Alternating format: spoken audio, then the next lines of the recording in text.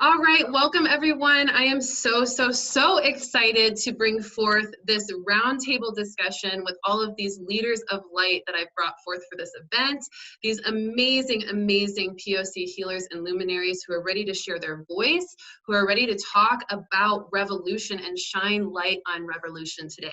We're gonna have some really powerful conversations, maybe a little intense, maybe a little uncomfortable, but so important to talk about at this time in our world right now. And I'm so excited to have all of these wonderful women here to talk about their opinions, use their voice, and to shine light on revolution. So thank you all for being here. I want to first invite and introduce all of you. So first I'll start with Admaira. Admaira is a community organizer and activist for BLM Phx Metro. So excited to have you here, Admaira. Then we also have, Paola. Paola's here. She is a mindfulness and embodiment mentor. Thank you for being here, Paola. And then we have Lotus Sky, who is a musical channel and shamanic guide. Thank you for being here, Lotus Sky. Thanks for having me. Yes. And then we have Mona, who is Akashic healer and seer. Thank you so much for being here, Mona. Thank you for having me. Thank you. Yeah. And of course, I'm here. My name is Rissa Vibes. I am an intuitive channel and intuitive coach, and I will be facilitating this roundtable discussion while also adding my own opinions here and there. So excited to have all of you viewing. And please keep in mind that we are doing this event in support of BLM Phx Metro. So if you would like to donate to BLM Phx Metro, the link is in the description, so you can click that link and donate. We highly encourage you to support this movement. All right, so with that being said, let's go ahead and get into it. I want to set a couple of intentions for this discussion before we get right in. Our intentions for this discussion is really to focus on equality, peace, and justice, and to also shine light on revolution, and to really allow ourselves to find harmony amongst many different perspectives that are circulating throughout the world and within the spiritualist community. So we're going to bring in a spiritualist scope on what's going on in the current events, while also allowing us all to really work through finding harmony and understanding of each other's opinions, so that we can also have that kind of affect the world in the same vibration. So let's go ahead and get into it. I'm ready to start with our first question. I've got my little crystal ball here full of questions, so we're going to see what comes up first, and we'll get right into it. I love this. Such a good way to start. The question is, when looking at current events through a spiritual or energetic lens, what do you see? So go ahead, whoever feels called to share first. What do you see when looking at the current events we're facing right now through a spiritual and energetic lens? I feel like while we're looking at all that's happening in the world right now, we're seeing a shift, and a long overdue shift. The energy can be a bit overwhelming, but I believe as long as we stay grounded, we stay pursuing what's important, we keep our mind focused on what we want to achieve, I believe great things are ahead of us. You know, that's what I believe. Love that. It's a lot. It can be a lot. It can, and for someone as myself who's seen a lot, I've seen a lot of different, I've witnessed a lot of police brutality in my time. I just want to say I'm very proud of the young people that are out there and, you know, fighting this spiritual war and going through this and standing up for the cause and putting their self on the line to make sure that tomorrow is a better day for all of us. Yeah, so powerful. I love what you said about the spiritual war. Like, we are kind of in that, right? Like, it kind of seems like that when we look at things from a spiritual lens. It feels a bit like a spiritual war, at least to me. I know I talked to my viewers about that a couple of weeks ago, that we're kind of activating our light warrior right now, and we're entering this battle of bringing light to darkness and to things that have been broken, and really working on fixing and rebuilding things that have just totally not served us. Right. Anybody else? Go for it, Admaira. Go for it. You sure? Yeah. So a lot of the thoughts and feelings that come up when I hear that question, you know, what do we see on a spiritual lens? I feel and see a shift in the light, like what's being brought to light. So a lot of things have been in the shadows. A lot of things have been ignored and dark. And in the sense of like, we can't deal with the dark side of things right now, but now the light is being shed on what's been so dark for so many people, so many experiences. A lot of it's being brought to light, and a lot of people are feeling things that they have never felt before because there's been a disconnect. And so I feel like the disconnect is being brought to light. The lack of empathy that's been so like rampant, you know, folks haven't been able to hold space and feelings for others as much as there are right now. And so I feel like a lot of that's being brought to light in this shift that Mona mentioned. So folks are just learning how to deal and feel and ground through this, as well as to find their roles. You know, everyone has their own roles. And so I feel like I see folks stepping into their roles when it comes to this revolution. And it is tough. It's very tough. And it could be exhausting if we're not focusing on the tools that we need to sustain ourselves, because, you know, this is a movement. This isn't just the moment, it's long term. And so I definitely see like groups of folks like us, like healers in various forms, you know, we're here to like, you know, give out these tools to share while folks are in this fight and learning how to cope and deal with everything that's being brought to light right now. So that's kind of. Yeah, so powerful. Go ahead, Lotus Guy. Do you want to share? Oh, I was looking at Paola and I was like, were you going to say something? Yeah, I agree. And my work is in shamanic healing. So I would say that the consciousness is certainly going through a shamanic death. And in that process, it is going through a rebirth, and the birthing process can be messy. And depending on how deeply you breathe, it could be really painful if you're holding on and not letting go, right? So we're seeing kind of like a movement of people who are really ready to move forward to a new earth, a new world, and you're seeing a group of people who want to cling on to the past, and the past that has worked for them, what was familiar, and this contrast, this huge contrast between the two. Ultimately, because of the process of renewal in the cycles of nature, we are going to succeed in our movement in terms of where we're going to progress. I see that clearly, without a doubt, is our destiny. It's just a matter of how we get to relate to the energetics so that we can stand for what we want in the world, what we stand for, what we believe in, and enroll and gather as many people to this vision that we have of what the world really could be. And try to neutralize the polarization as much as possible, because it is an illusion. At the end of the day, we all want security, safety, and it's in our fear programs that keeps us from seeing that that's possible for all, that one is not a threat to one's security and safety. You know, someone having more equality doesn't mean that you'll have less, you know, for a group of people. And the last thing I wanted to share around that too is that it does in many ways feel like a spiritual war. And in fact, like that's kind of like this warrior vibe that's coming out, but it's more of for it to be successful, it gets to be really a shining of a bright light for what is good, what you believe to be is our destiny, rather than a fighting against, because in spirituality, like in shamanism too, like what you resist persists.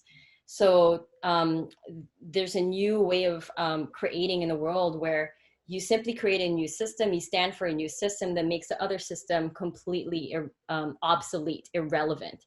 So it is a spiritual war, but not in a sense that is how we used to think of it before. It's a different kind of energy that we're bringing forth, which I think is really exciting for our consciousness today. Yeah, I'm going to dive a little deeper into that in just a second, and some of what Admaira and Mona shared as well, but I want to give Paola a chance to share also. Thank you. And I think I think, you know, just like just specifically to this question, because like once I started hearing everybody's perspective, I was like, oh my God, there's so many things to say. But I do just want to just kind of like piggyback off of like what everybody's been sharing, and just really seeing how the revolution that's really being brought forth is a rebirth. Like it is a rebirth, and getting to have I guess like a spiritual scope onto what is happening is actually something that is probably the most liberating thing that I can have in this moment. And to be able to see it as like, oh my God, like this is actually like, we're all like recalibrating, we're all really getting to be in this initiation that's really been initiating for like X amount of years. It's been Yes. happening, you know, we've been initiated into this space, and also just really seeing that having that spiritual perspective on it it's a virtue, of course, you know, it's quite the privilege to be able to have that as well, and also it is a huge responsibility. It is a huge responsibility that we all really get to face in the time, as we see it as like a revolution that's really birthing something new, like really being so radically responsible into like how that birth is going to come through. And something that was actually shared yesterday that I really just with the rebirth and everything is just kind of like really being in a space right now, like if you're thinking about actual like birthing and just going through the moment of contractions, and like when that is like something is going to be birthed, to just like I feel like right now like so much of our consciousness, like our bodies, like everything is just like, you know, it's just like contraction, because it's the energetic buildup, you know, just kind of like how we began this conversation is just like, it's been long overdue. It's been long overdue. So it's like, it's a big baby that's going to really like coming through. And for us to just really, it's so important to be so radically responsible in knowing that the revolution that's happening and the rebirth that is happening is just as much as it is externally as it is internally. And having a spiritual scope on it is, like I said, is just probably what allows me to sleep at night, you know, to just be able like, okay, like this is actually a time where we really get to stand up and fully, like there's really no looking away from what it is that we're being awakened into. So yeah, I'll leave it there. It's just radical responsibility and the simultaneous work that it is internally and externally as well. Oh, so powerful, Paola. I love that. And it actually kind of brings me into a segue of what I was going to lead into too, of like you talking about the kind of the labor pains is what I'm hearing, like the labor pains that we're going through of like having this like birthing of a new system, a new way of doing things, something that's long overdue, and how that energy can be a weight, it can be tense, it can be painful, it can be uncomfortable. And, you know, talking about the responsibility of that weight of responsibility to bring it through correctly. And so with that being said, you know, kind of addressing what Admaira said about the tools for sustainability and self-sustaining through this time, being leaders of light that we are, I would love for us to all share, you know, just briefly a little bit of our advice to the viewers and to others who are feeling that weight or feeling that tension or those labor pains. How can they sustain themselves? What has worked for all of you? For me, it's been meditation, prayer, community, and being I always say I'm the one that listens. You know, my name literally translates to advisor. And so I've been listening. And that's one thing if I had to say anything, I would want people to stop for a second, get out of their way, move out of what you've been taught, and just listen. You can't grow if you can't listen. You have to learn that sometimes things need to break in order to be put back together again the right way. And listening is the number one thing that if I could tell anyone, if I would say, like, what could you do? You could listen. That's all you could do. You could sit and listen and try to understand what all these emotions are about. Take yourself out of the comfortability of your home, your background, your upbringing, and for once, put yourself in another person's shoes and try to understand where they're coming from. Try to feel their emotions, feel their pain. Try to, especially with the Black Lives Matter movement, all of us, I always say all women are mothers, whether or not you adopt your friend and you're the mother to your friend or you birth a child, all of us are mothers, you know? And being a mother, and this is something I wanna point out. I think it's ironic in one of the big cases that's going on right now, the George Floyd case, that during watching what happened to him, he shouted for his mama twice. And I had a conversation with a friend and they asked, how do you feel about that? And I said, for me, when I heard him shout for his mother, it was just clarification that it is the woman. The woman is the healer. The woman is the universe. The woman is the center. Just like you guys were talking about the birthing, and he shouted for his mama, you know? And it was just eye-opening that every mother, every woman who potentially could birth or who has been a mother to a younger sibling or friend should, for 1 second, take this moment and put themselves in the shoes of a mother, and understand that we need to listen.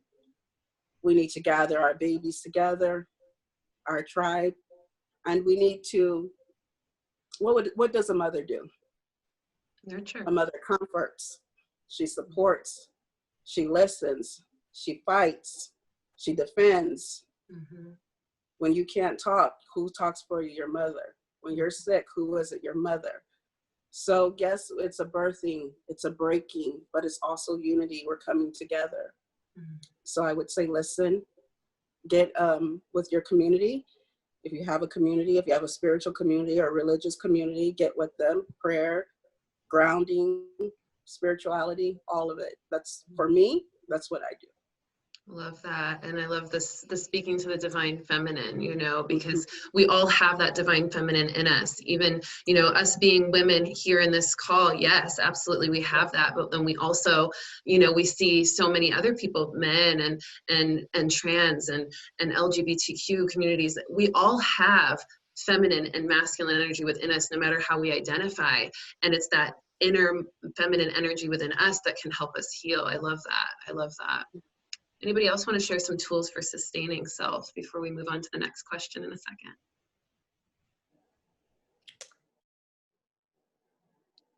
Paola should speak to this. Yes, I would love to share on this, and this is definitely something that I've been very present to. I've been very present to, just again, and just really coming back to that same concept that I started with, is just like doing the internal and the external work like simultaneously, and the internal, so much of it is also bringing forth like the importance of our like self-sustainability. Like, how can we allow ourselves to be so deeply fueled and nourished and centered that we are able to show up in that way, like as a reflection externally. And if something that I've shared about is just obviously, number one, like I'm definitely going to talk about breath work, and the importance. And the thing with breath work is that even from when it first, you know, like everything that really started popping off in 2020, and just when COVID hit, and having that really being a lot of grief, and just really being something that's completely targeting your respiratory system, and just how breath work is really like utilizing that and strengthening your lungs and really just strengthening your body and bringing a deeper connection into your body. And in this time, breath work is something that has definitely helped me. And I know that it's also like a tool that can just help so many people to be able to stabilize your nervous system, and practicing that and expanding that, because if we are resistant to breath work, that is also going to be a resistance that we have to fully allowing ourselves to be radically present in the moment. So even just seeing if there is any resistance around just sitting and closing your eyes and being with yourself like that, that can be an indicator as well. And breath work is something that is actually very subtle, that allows you to, it's safe to breathe. I mean, you're breathing every single day. So like just closing your eyes and breathing, that is something that can really just allow the body to know that it is safe. Because so from the everything that that is really being shown in the media, there's so many things. It's almost it can be so overwhelming. It can be very overwhelming for first so many things have shifted in my life, and now it's just I'm in complete uncertainty. Now there's so many things that are just coming up to light. I don't know what to do, and the nervous system is just trigger city. The nervous system is just so many things, and then you're taking in information from that foundation and trying to take action from that vibration. It's going to be exhausting. It's going to be exhausting. So the more that we can allow ourselves to have very subtle practices like breath work, as well as something that I shared is just really bringing your hands close together, creating heat, and just feeling your own touch in your body is something that can be so important, because this is all really impacting us in such an energetic level. It can be we can have resistance in the mind as well as different perspectives, but it can also be very subtly present in triggering within your body. So the breath and your touch is something that can really help, as well as allowing yourself to also take some time to be in a silent space so that you can listen. So in this time where there's obviously we speak to the aspect of share your voice and speak your voice, but if you are silent, allow for that silence to listen, and having very intentional with that silence, whether that is listening to your own internal narratives or listening to another, or just listening to these types of conversations. So allowing for that silence, for that retrieval as well, so that you can really create that space, for what Mona said, is just the importance of listening. And taking action. Taking action really helps, because it actually breaks a momentum of being overwhelmed in our mind. So if we can just be okay, so the action that I'm going to take today is going to be, I'm going to watch this, you're here, you're watching this thing. So this can be an action that you can take, as well as, I know we'll be providing different resources. So taking action as well can be something that is actually very, very healing, because you're taking the time for yourself. You're really making sure that whatever action you take is not just because you're seeing it, but because you truly believe in the change that gets to be made. So yeah, and just being in connection with your body, and just really tuning in to whether that is releasing, whether that is doing static movement, whether that is just doing simple poses, staying connected to the earth. And yeah, those are kind of little steps that I like to share for you guys. Yeah, and you're going to be leading some movement and breathwork with Lotus Sky for the end of this event, this all-day event, which is so exciting. So that can be an action for all of you viewers to also take, as well as just really taking advantage of this healing event with all the resources that we're sharing with you. So beautiful. Thank you so much for sharing that, Paola. Anybody else want to share before we move on to the next question? I don't know. Do you want to share first? I can share, but if you can go first too. Yeah, I'll just say it really quickly, just to piggyback off what Paola said, is what it boils down to is awareness and understanding, being very aware and present and understanding where you're vibrating, because it's very hard to give from a place of a deficit. And and you also don't want to be escapist at the same time. So I just have some awareness of where you're vibrating. I certainly have had moments where like, man, like my mind was everywhere, confused, enraged, like I was not centered and I could not serve from that space. So awareness will really support you to know where you're vibrating, so that you know what to do and you can use what tool you have to return back to your power. Because what's happening today can sometimes feel disempowering. You know, the triggers that you're seeing around, the videos that are starting to submerge, the other events that are happening, it can really, really feel disempowering or make the heart and soul weary. But you can't operate from that space. So whatever you could do to remember how powerful you are to create the world that you want to live in and have that awareness, it'll really serve you, as it has served me. Yes. So powerful.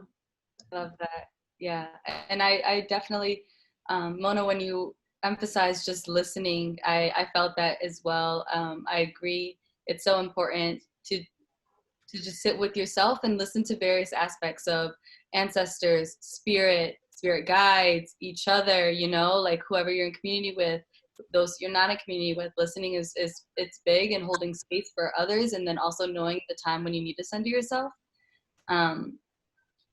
And you know, as femmes of color, you know, it's important to know like when it is time to center ourselves, because we all deserve that. So recognizing your power and your light, and knowing that like if you're Black, if you're Indigenous, if you know you have disabilities, like there's different layers to this, and we all deserve to be centered. And that's why we are where we are right now, because folks have been ignored and, you know, exploited. So like we deserve to be centered, knowing that we deserve caring tendencies to be nurtured, to nurture each other, and like to hold each other when we need to.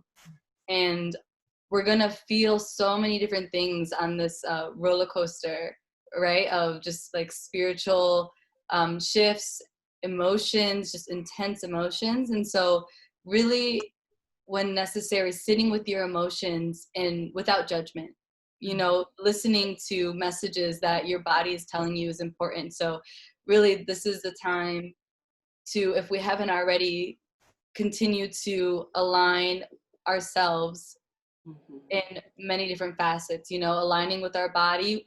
Our mind is a whole other thing sometimes, but we really have to be able to recognize the thoughts that are harmful to us, and recognize, okay, you know, that this makes sense, this feels right. And so we really need to do ourselves justice when it comes to times like these. It's really rough, and we want to doubt ourselves and doubt our capabilities.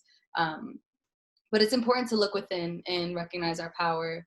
And just, you know, if we have emotions that come up, we just really need to understand them sometimes. And sometimes we need to be like, okay, you feel that, I do. It's all right to feel this right now, but I'm gonna just redirect the energy to this, you know, just like really feeling and flowing with what's going to be beneficial for our survival, our thriving, like being able to thrive, and just being able to feel whole in times where we've continuously been told we're not human, or we're not worthy. You know, we see things that are normalized on the television, and it's not okay. And so just being able to sit with ourselves and sit with folks that know how to also honor our truth, you know. So it's really big to, you know, honor your emotions from a non-judgmental point of view, and just be in alignment with what your body needs and what your spirit needs and ancestors.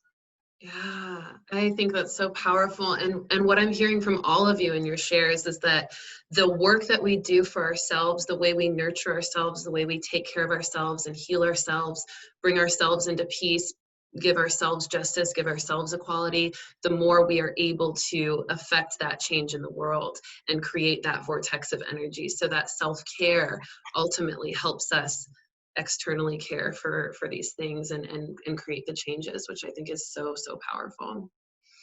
All right, let's see what the next question is, shall we? All right. Ooh, this is a good one. Okay, so how have you seen prioritized whiteness or racial oppression within the spiritual community or industry, where you've seen the experiences of marginalized groups be silenced, ignored, or diminished? And how can we change this? big one. Should I read it again? Do you guys need me to read it again? Oh, Yeah. Yes. Yeah. Yeah. So how have you seen prioritized whiteness or racial oppression within the spiritual community or industry, such as where you've seen the experience of marginalized people be silenced, ignored, or diminished?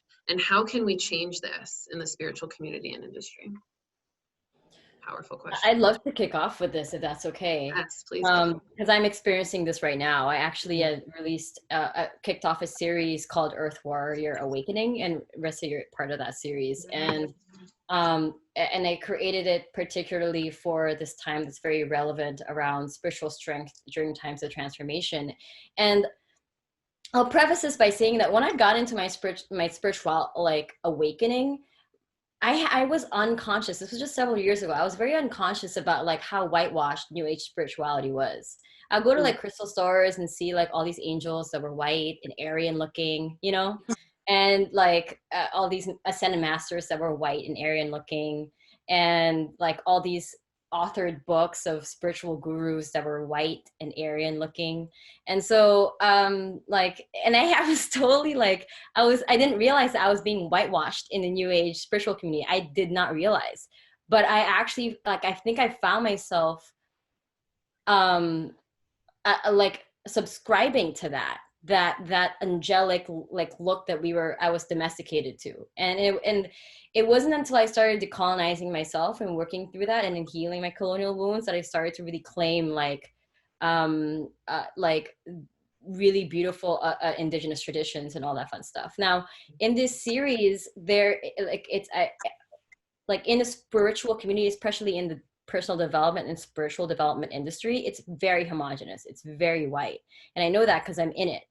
And a lot of these online series are very homogenous. You'll see all these like, you know, on Gaia. If you just open Gaia, you'll see, right? It's like, it's very homogenous. It's very white.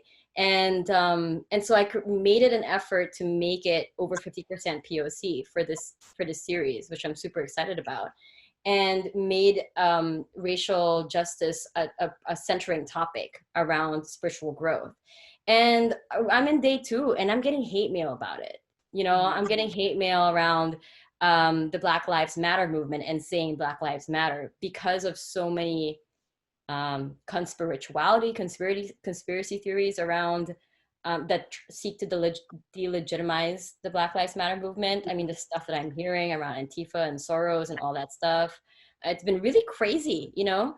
And QAnon, like all these like spiritual you know, good, you know, they think they're on the right side or they're doing the good thing. It's very manipulative. It's a little dark, you know, how people can be so filtered around this movement when it's really just like, it's very simple, you know, Black Lives Matter, like, period. You know, why are we complicating this very simple sentence and using rhetoric to like discredit the very innocent and like beautiful phrase, you know, and make it mean so many things. So this is the challenge that I'm seeing. The challenge that I'm seeing is that it is inherently quite whitewashed where I'm operating out of. And so what I'm currently doing is, number one, making an effort, just because I'm a person of color in this work, is to quite frankly go into those places.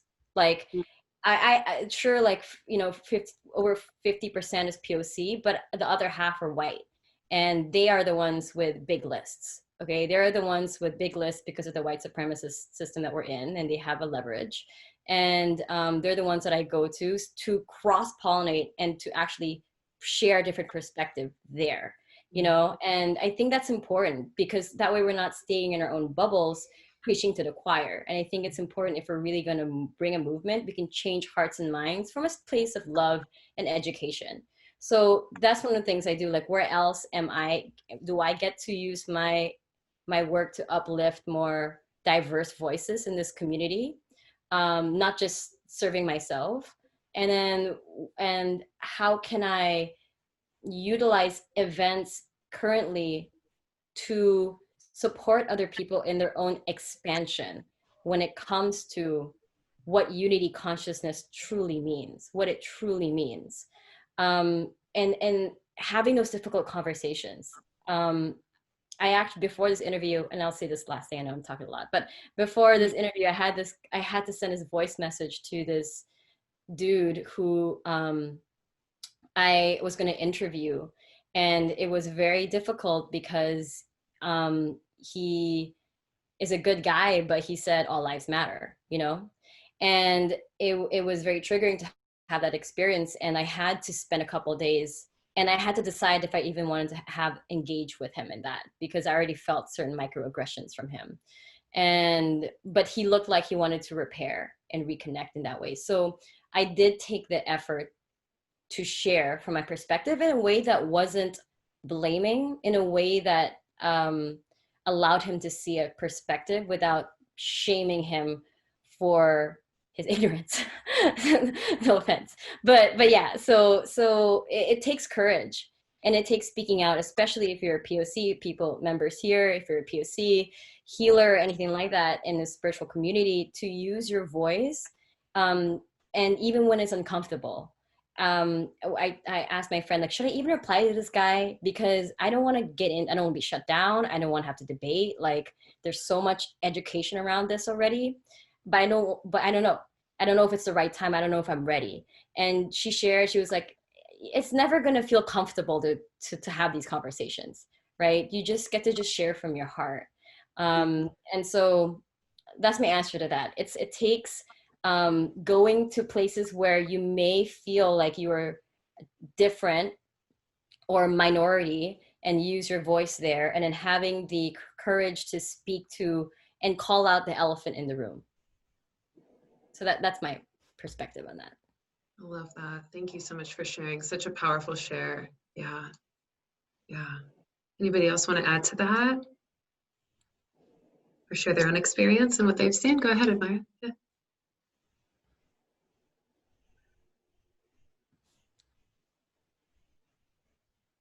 You might be muted, I think. No, I hadn't started talking yet. Oh. She was pondering. I was like processing and like kind of gathering. Thank you. Yeah. So yeah, the like racism and colorism in general, when it comes to like different spiritual communities, I feel it a lot more when it comes to invalidating experiences that marginalized communities have faced. So it's like, okay, I come into this healing space and, you know, I need some healing, hello. And then they're just like, it doesn't get to the depth of what this person's actually experienced, because it's coming from a white-centered point of view, where of course everyone is on their own journeys and they've had their own experiences, but the system hasn't intentionally and strategically hindered your abilities in like ways of growth through the system, you know, at least not based on your race. And then if you just add on more layers like gender identity and, you know, trans folks, it's like the representation for our experiences isn't as prevalent unless you're actually in like those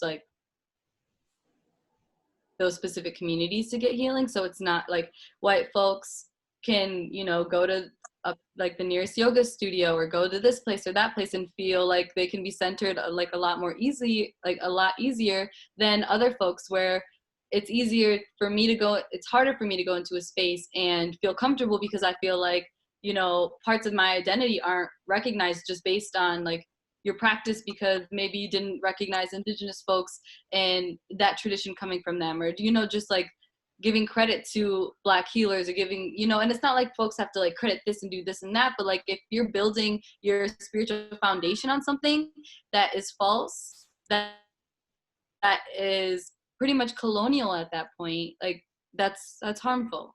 And you see a lot of harm being done in some communities, and just like silencing, like, you know, we're all one, like I'm not political, like you're not being political, it has an effect. You know, if you're silent in situations of injustice, you're choosing the side of the oppressor. If you don't want to recognize it, and not everyone has the capacity to work with like deeper marginalized identities when it comes to the trauma we face, which is, you know, that's real. And I just feel like the depth or the recognition or the validation for some experiences and like the ways that healing can come from that are not always options for folks. And I think it shows in a lot of ways, but I know there's lots of different communities that are welcoming and that are open and, you know, do help out different layers of trauma that folks have. And I feel like that healing and that spiritual practice comes within ourselves and, you know, with the folks we surround ourselves with. So in my own experiences, like with whiteness being centered, I don't know, I feel like it's easier for me to get triggered in those spaces where I feel like I'm invalidated, but it's also like my own work to speak my voice, which I don't always have the energy to do. You know, we can't always be out here teaching everyone. So, but I think that a lot of times folks can be receptive and there's times where they aren't. And so it's really just like building those connections instead of like emphasizing disconnection. But, you know, I feel like we're all learning, right? We're all learning. We're all learning. Yeah.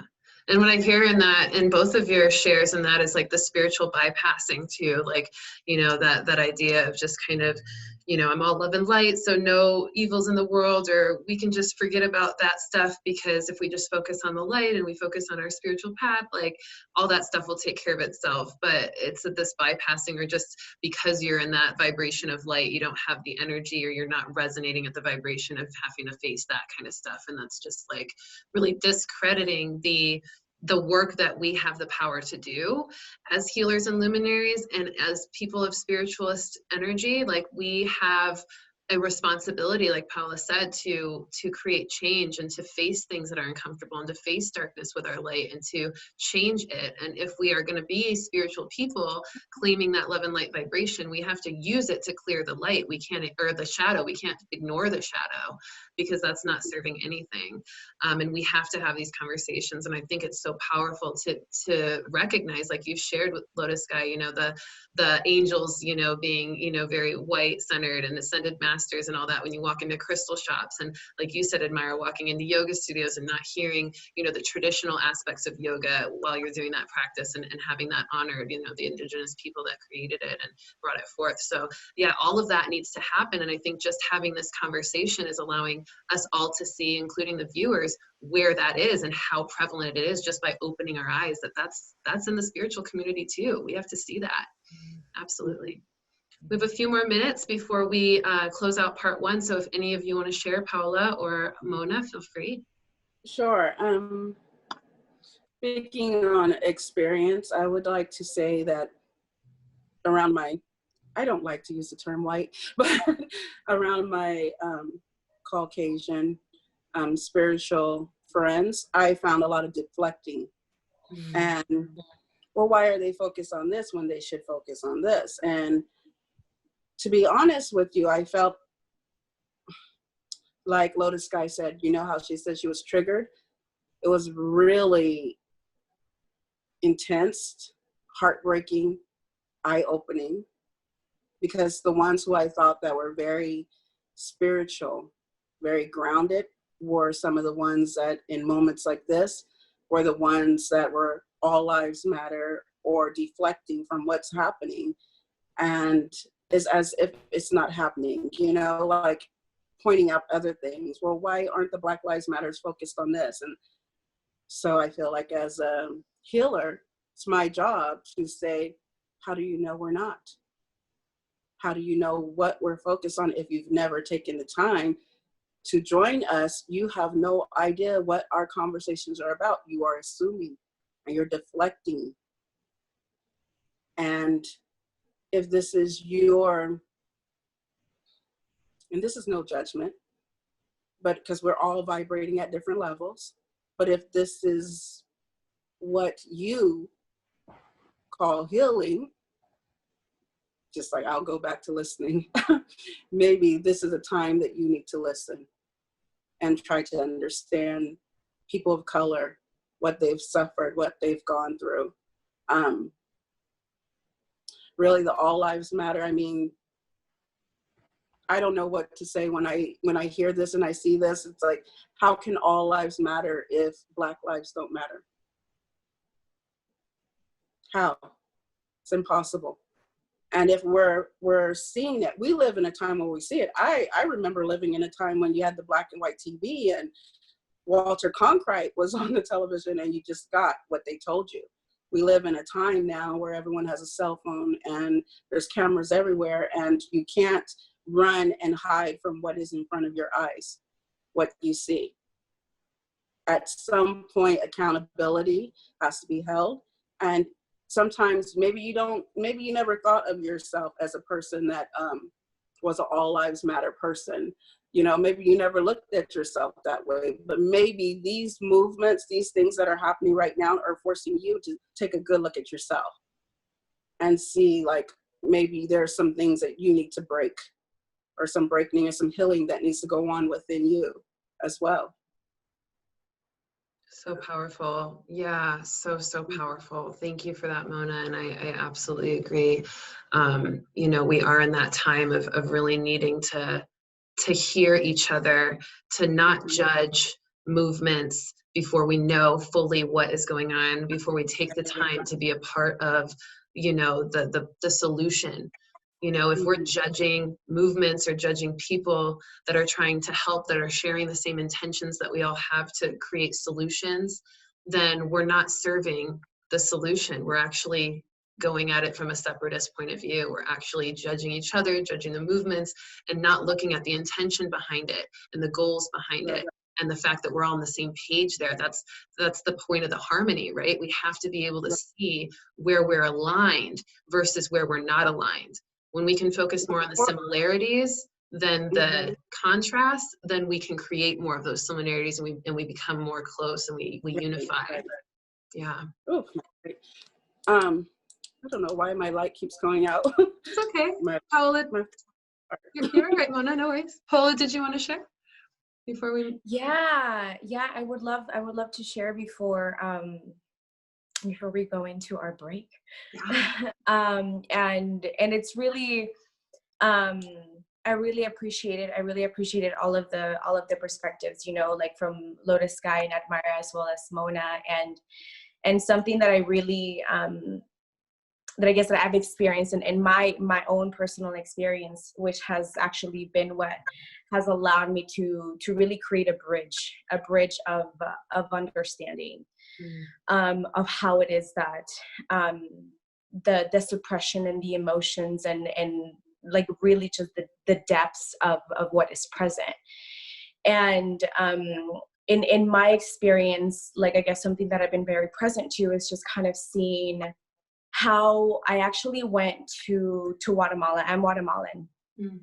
And I went to Guatemala, and I've been working with a medicine of cacao, which is, you know, it is actually, it's a plant medicine that the Mayan people like worked with as medicine for the heart, as well as creating ceremonies and sacred fire ceremonies around it, and creating this relationship. And now being able, like, I would Google like, okay, like, you know, like cacao ceremonies, and just really trying to see and like asking people, and there was only one man that I could really just get a hold of, that this person like sold cacao, did cacao ceremonies, and this man, he's incredible, like such a wizard, you know, but he does happen to be a white male. And I go, and I'm like in Guatemala where the cacao, I'm like, this is like the land of the Mayans, and I'm going in, and I was so angry.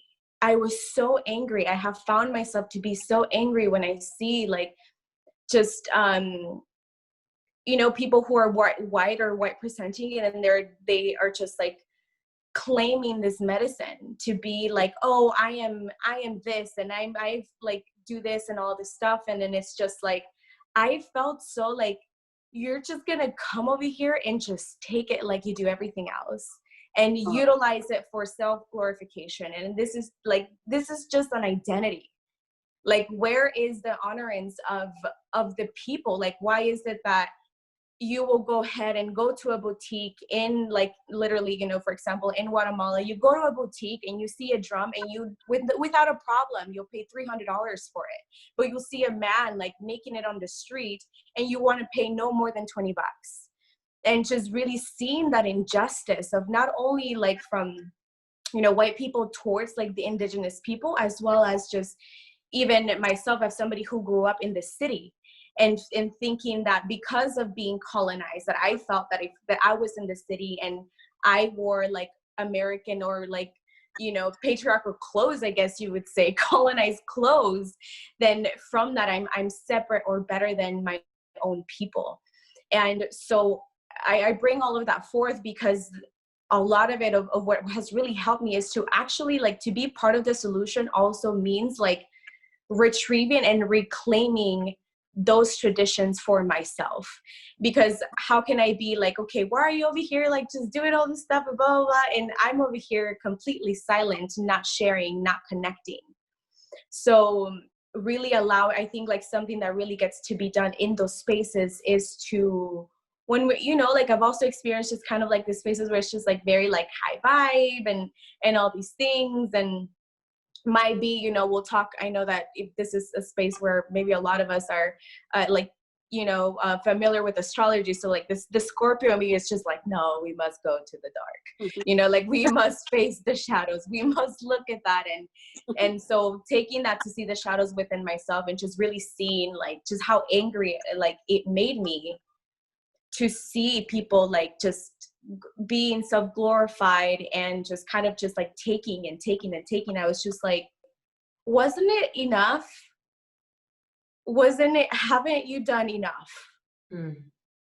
And being so present to that within myself, and then just knowing that like actually to get to be part of the solution rather than just being in a space where I feel powerless, I can actually just reclaim those traditions, reclaim like the parts of me that have been, you know, like Lotus Sky shares, just like basically just decolonizing the practices and the traditions that are of, you know, from my ancestors, and just really claiming. And I feel like we all really get to claim the most like purest essence of who we are. Like going, like really just claiming the purest essence before everything happened. Like how can, you know, just like doing the best that you can to do the inner work so that you can reclaim the beauty of diversity, like the, you know, the medicine that you have, like the traditions that you have, the culture, the essence, the beauty, the voices, the shadows, the light, like everything. And just like literally just being like, all right, like that's it. Like I'm bringing it back and I'm owning it for myself, and just knowing that, you know, like Admaira said, it's just like really knowing how powerful we are and remembering that. And that like really does create a shift to where it's like, well, you're over here rather than me personally being here and just being mad at them for taking and taking and taking. Like I get to also just take back and just embrace it and own it, so that it begins to create a more balanced and equal space. Yeah, a more pure space. Yeah, I love that. Yeah, reclaiming our power, reclaiming our heritage, reclaiming our energy, reclaiming our history. You know, so important right now for all POC people, and also for, you know, everybody too, because I think it's also important for white people to go back and learn their history and learn how there's historical evidence of this exact thing of taking tradition, taking land, taking power from people who are marginalized, and how those systems were built against those people after they were robbed of those things. And so when white people can take claim in learning their history and take responsibility for learning that, and I think they instantly start to open their eyes to being able to notice how this injustice has happened for so long, and how they can start to shift it by speaking out about what they see in every experience that they're in. So what a powerful discussion we've had so far. Like so much we've covered, so much topics, and so much energy we've shared. And so we're going to go ahead and end part 1 of the roundtable discussion, but don't you fret, because part 2 will be up later today. So make sure to pay attention to the schedule so you know what time that will be available to you in your time zone. And I am so excited to continue this conversation with all of you beautiful, beautiful luminaries later on.